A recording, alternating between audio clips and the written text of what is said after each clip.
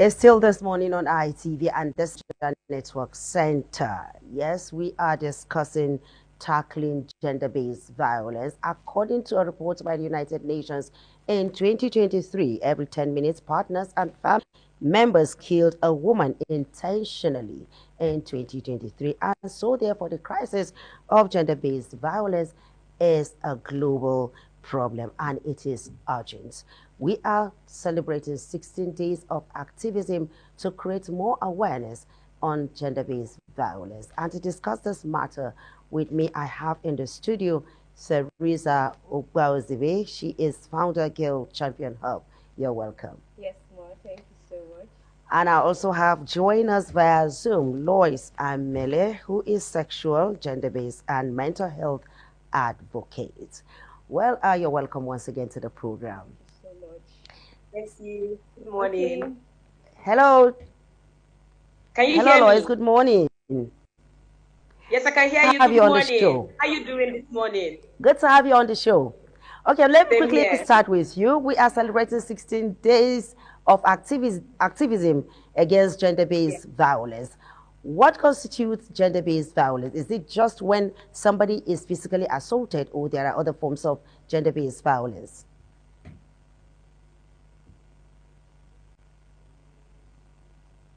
Put everything together. So gender-based violence is any violent act that happens to you because of your gender. So because I'm a female, this happens to me.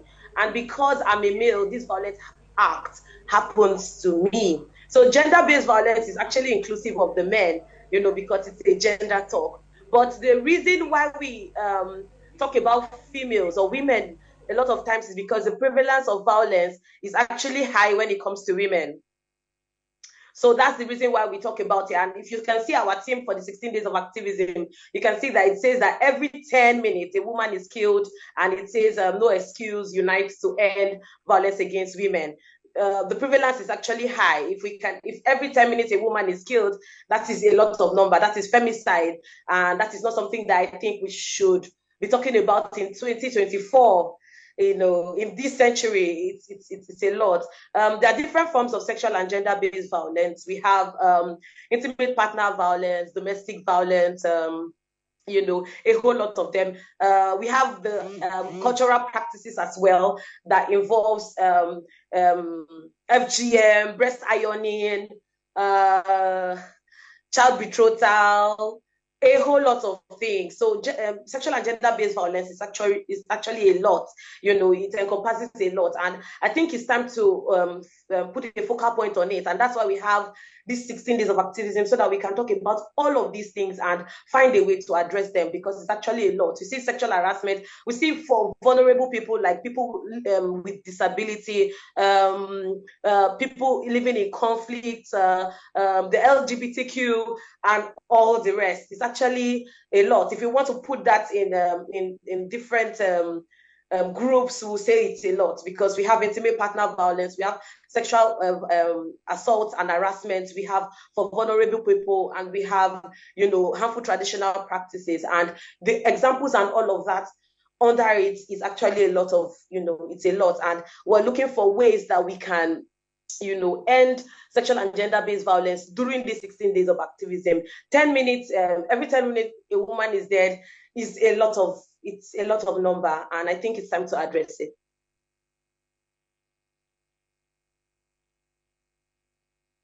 Hope, Girl Champion Hope. And I would like to ask, why girls? Why focus on only girls? Because we know that there are little boys that are being abused. So why girls, just girls? Girl Champion Hub, we focus more on girl child because it's like I'm the founder. It came from a place where I did not want things to keep happening. I experienced a lot of things as a girl child, and anytime I speak about it, it's always about you don't have to say, let's keep it quiet and all of that. So there's this special thing I have for the girl child. I want to see us strive, because there's a lot of limitations attached to the girl child. I'm not saying it's not attached to the male child, but it is, I don't know, it's like it's just revolving around the girls. When you wear a clothes and maybe you are being raped, it is about what do you wear. They don't think about talking to the man, why did you do that? The first thing they ask, and that's a legalized nonsense, for you to ask first of all, what did you wear? Men are supposed to learn to respect women. They are supposed to learn how to respect people in general. So that's why I focus more on the girl child, because we have so much limitation attached to it, and that's why I'm so happy about the 60 days activism. We want to stop all of those stigma and all of that.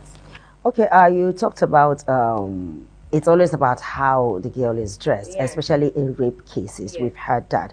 It is something that always comes up. When the issue comes up, it is either where did it happen, what were you wearing, and all of that. But looking at also the saying that men are attracted by what they see, don't you think there is a sense to what they say when it comes to how a woman should dress, especially in Africa? Okay, Nigeria. I actually feel that. Let me just say, especially in Nigeria. Yes, I feel that we should be more disciplined, and that's why everything boils out to parenting. We spend time in Nigeria focusing on just training the girl child, not training the male child. So thereby, you train your girl child so properly and giving it to someone who is not well trained, and that person who is not well trained cannot value, will not even see that as anything. So you thereby, okay, your child is well organized, well like this, well this, and the male child is not like that. Now, male child, you're supposed to understand there's some level of parenting that you're supposed to have acquired, the skills of discipline. If you go outside the country, you see people even wear something that is, and most times we don't see them do that because there's a law binding it. They will tell you that that is their tradition That is in their Nigeria. tradition. Yes. Okay, that's a tradition. That's why I said a lot of things seems legal, but they are legalized nonsense. That's what I used to say it, because they are not right. So we need to erase that from our male child. You can see a lady strip off naked and do nothing because you are disciplined. So that's why I said it all boils out to parenting, and that's why sometimes I live stream at Girl Champion Hub, I always emphasize that the boys and the men should join. This whole teaching cannot go forward, and we cannot stop activism if men are not included. They also need to get the knowledge. All right, Lois. Lois, I would like to ask you. We've been doing this 16 days of activism against gender-based violence. How would you assess the improvement so far? Okay, so I would say that um, honestly, we are advocating. The founder of the Girls Champion Hub is right there with you in the studio. And if you ask her, she will also say that a lot of people are out there and we are truly advocating. But there is so much work to be done. Because looking at female genital mutilation, last year we had over 200 million women, living in 29 countries are living with the consequences of female genital mutilation. 10%, of that 200 million are Nigerian women. So we can say that I'm saying this from the UNFPA website.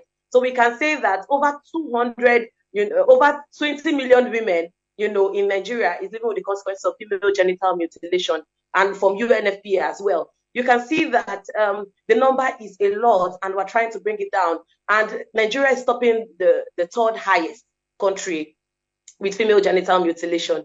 And then you get to hear all of these cases, and it's annoying because it's a cultural practice and it's very difficult to eradicate because it is rooted in culture. And it's something that we've been talking about, we've been raising awareness about. But the fact that a lot of people are still, holding on to their culture and saying that this is what our parents and our forefathers have been doing before now is actually difficult. Well, we've been trying. A lot of people have abandoned the act. I will talk more on female genital mutilation because I'm specific for that's what I've been advocating for a long time now. And there's this type of female genital mutilation that we don't often talk about, and it's the husband's stitch. So after a woman gives birth, there is a part that is now sold extra. So she's been sold extra so that she can be tighter for the male. That's another type of female genital mutilation, and it's a huge it's disheartening, why a woman would do that to herself just because she wants to please somebody, or because of the culture that has been imbibed, or because of the things that her parents have told her. So I would say that activists have been working, advocates have been working, the UN, Women Affairs, different organizations have actually been working. My organization, Good Tides Philippine Missions Foundation, has actually been working, to end this violence. In fact, we're going down to the children to make them understand that you can actually say no. I wrote a book, Tolani Nirara, and it's also in Braille, to include persons with disability, and we have been seeing cases of girls trying to run away. I've seen cases of, but the book makes them understand that you can be brave and you can stand and say, no, I don't want to do this. There's a little that the advocates and the activists can do. I think it's left for you as a woman, as a girl child, to say, okay, no, I would stand to say, don't do this to me. So we see women that are going through domestic violence in their home, and you try to talk to them about this, but they don't want to leave because maybe their children or one thing or the other. But I would say on this show that it's important that the change starts with you as a human being. I've said this over and over again. I've been to different communities in Ekiti, Nasarawa, Abuja, different communities. I'm presently in Lagos, and we've been doing this advocacy. But the most important part is it has to start with you as an individual, as a woman. You have to stand up and say no. When you say no, then we can now say, okay, you can call us and we can come to your aid. There's a little that we can do. The change has to start with you. You have to be courageous about it and say, oh, I must not allow this to continue. I must not allow that to continue. I think that's what we should, because see femicide that's happening. We're saying every 10 minutes a woman is killed. Why would you allow yourself to be beaten over and over and over again before you know that it's time for you to leave that relationship or leave that marriage? Lois, I'll call through your thoughts You. because we are seriously battling with time. But there's one question I'd like to ask you quickly before I return to the studio where Teresa is still with me. What amount of energy are you people putting in fighting violence, especially sexual-based violence against little boys?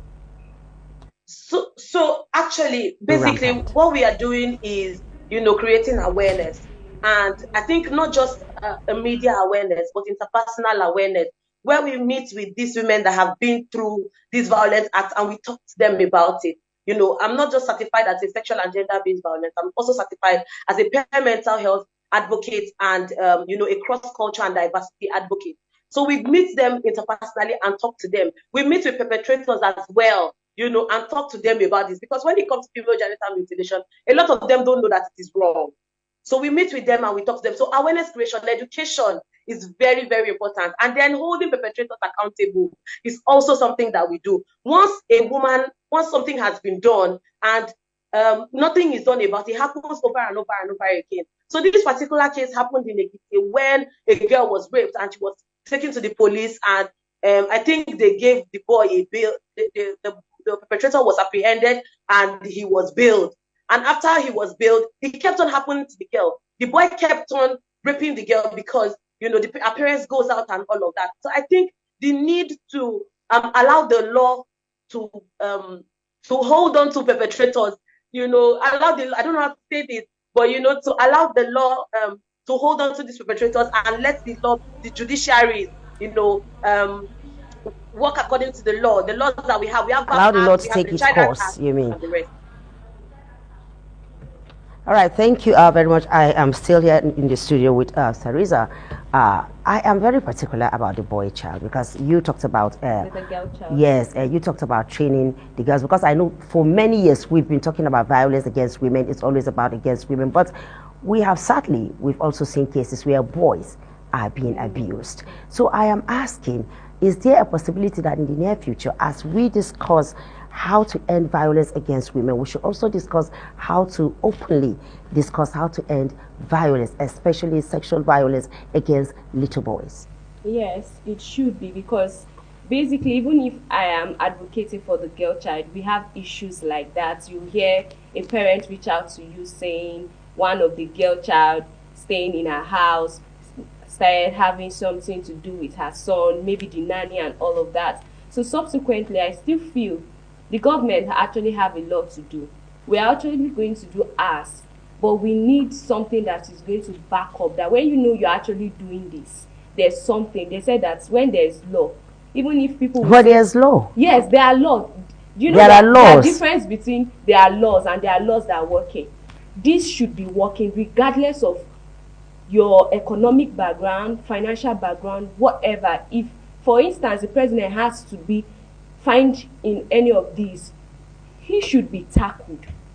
It is only at that point where we don't place superior motive around all of these things. That's the only way they can actually stop finally. So like when you said about abroad, when something like this happens, they don't take it lightly. They take it like a death sentence because it is bad. It is something they frown about. So we should do more about that. So for the boy child, they are not left out. Many boys are going through this sexual abuse and gender-based violence, just that the ladies can easily just talk about it. But men, they bottle up. Men don't cry. So they cope up and see it as a way of life. And that's why at Girl Champion Hub, we sensitize people a lot. We sensitize both the boy child, the girl child, parents, so that education goes a long way. They say what you don't know that is wrong is not wrong. But the moment you know, oh, if you're wearing this kind of shoe here, we don't allow, then you now know that, oh, these things are not wrong. So education, I think we should do more on teaching, and people should actually engage on those teachings. Okay, is there any need for us to also, is there any needs for girls, especially the younger ones, to be educated on how to dress? Because yes, is it important? Yes, it is important. Since we are in a country that dressing is everything, they categorize it as dressing. I still do not feel totally dressing alone is going to stop. Because if you like, be covered as I am. I'm just saying, is there a need to also? Yes, there is a need to some extent, because now we are overdoing it. You see some people dress in a way that everything is all out. We should know how to dress to the church, know how to dress to the office, know when you're going for a party. That should be something we should actually learn. Because if you go outside too, I'm always using that as an instance, because we Nigerians have forgotten we have a culture and we are copying others. So if you look at them, they have dressing code for everything. When they are going to church, they have what to wear, regardless that they don't cover their hair or anything. They know they are going to church. So we should actually teach dressing too. Well, we're battling with time. Lois, I would like to have your last word on this issue. Say that the 16 days of activism is a whole time to advocate, and I would say that no matter where you are, you may not be on TV, you have your social media. Let's use this time to advocate, to create awareness. The 16 days of activism started yesterday on the 25th, and it started with elimination of violence against women. And we're going to end on the 10th of December, and we're going to end with International Day for Human Rights. So I would say that it's important to let's use this period to advocate, to talk to people, talk to your neighbor. You can start with your neighbor. You don't know what your neighbor is doing to a house help. Let's talk about this. Let's talk about this in churches, in the mosques, anywhere you find yourself. If you're in a car, talk to somebody close to you and tell them about what's going on. 16 days of activism is a whole lot of time to educate people. So let's use this time to advocate. Thank you. Thank you very much. And Teresa, your last word. Okay, I want to say that gender-based violence is not just an issue to the woman or anybody. It is an human rights issue. So it is something that is very important for us to tackle, and we cannot start without each and every one of us starting by ourselves. Some of us actually abuse and we see it as normal. So like what I always say, I say always give your time grace and learn. Be ready to unlearn, relearn, and also talk to yourself. Like we have 16 days already, and in 2 days is all for me. So if you've not started your journey to talk about this, because we need a change, and Girl Champion Hub, we are doing that because we have been talking about 2 weeks ago. We spoke about this because we have people write us and talk about, I don't know how to go out of this, I don't know, some persons. So you need to actually be comfortable to speak up to guardian. Don't. But the problem most people face are the thoughts that the stigma. How do you know that my husband beats me up? How do you know that my this, all of those things? So I feel like you start by yourself. You have to gain the knowledge to know that this thing is wrong, and when it is wrong, you start by addressing it. Thank you very much, Theresa Ogbazebe, founder, Girl Champion Hub. And thank you, Lois Amelie, sexual, gender-based, and mental health advocate, for this wonderful expose on how to tackle gender-based violence.